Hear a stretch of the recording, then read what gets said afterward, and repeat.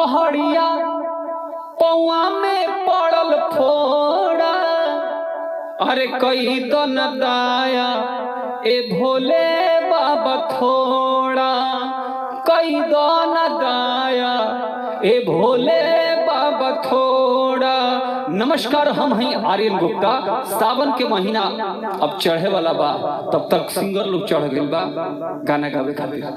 आई पर चले तनी रुआ अदालत में आज फिर एगो नया सिंगर हर रोज के भांति पहुंचल बनी। आई पर चले तनी कहाँ से आयल बनी आ कौन गाना गायम, केकरा खातिर गायम, भोला बाबा खातिर गायम कि बरम बाबा खातिर आ कि गाँव वाला बाबा खातिर? भोला बाबा खातिर। क्या नाम है तुम्हारा? चंदन चौधरी। चंदन चौधरी जी, कान्हा रिकॉर्डिंग स्टूडियो में आपका स्वागत है। स्वागत है किसका? हमारा। तो चंदन चौधरी जी माइक से हटा लीजिए। कहाँ से आप आए हैं? गया जिला से।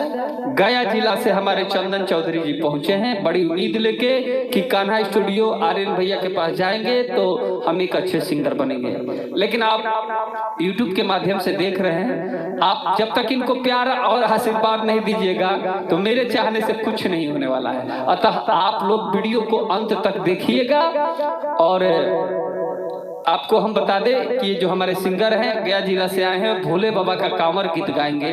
तो आइए, इनका धुन वही है कि इतना बता दो ए दुल्हा गंगा पार के। हाँ गाइए तो सॉन्ग को।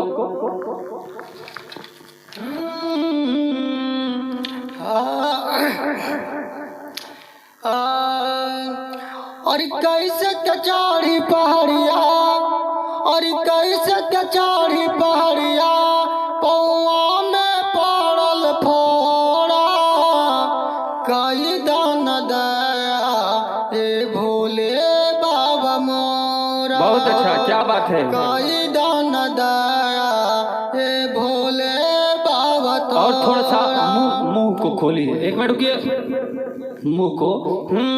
कि कोई दान दाया ए भोले बाबा मोरा, कई दान दाया ए भोले बाबा मोरा। बहुत अच्छा, म्यूजिक पे आते हैं। कई दान दाया ए भोले बाबा मोरा। हे भोले बाबा मोरा। अच्छा, बहुत सारे कमेंट बॉक्स में कुछ लोग का सवाल रहता है कि भैया ये कौन सा मशीन है, थोड़ा सा दिखाइए इसको लाइटली करके। तो हम आपको बता दें कि ये मिक्सर मशीन है और इससे आवाज को बैलेंस किया जाता है, आवाज को बनाया जाता है। मतलब बहुत अच्छा चीज होता है। जो सिंगर कमजोर गाता है उसके लिए ये बहुत अच्छा चीज है। और ये आप लोग का कमेंट बॉक्स में था तो इसलिए हम बताना जरूरी समझे। तो ये मतलब मिक्सर है, ये बहुत जरूरी चीज होता है सिंगरों के लिए। तो आइए हम अपने सिंगर को आगे देखते हैं कितना तैयारी है, क्या है। हाल हाल हाल हाल हाल हाल।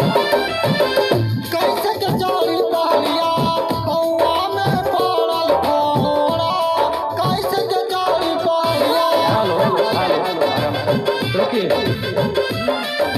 कैसे चढ़ी पहाड़िया, टाइम पर ध्यान दीजिए।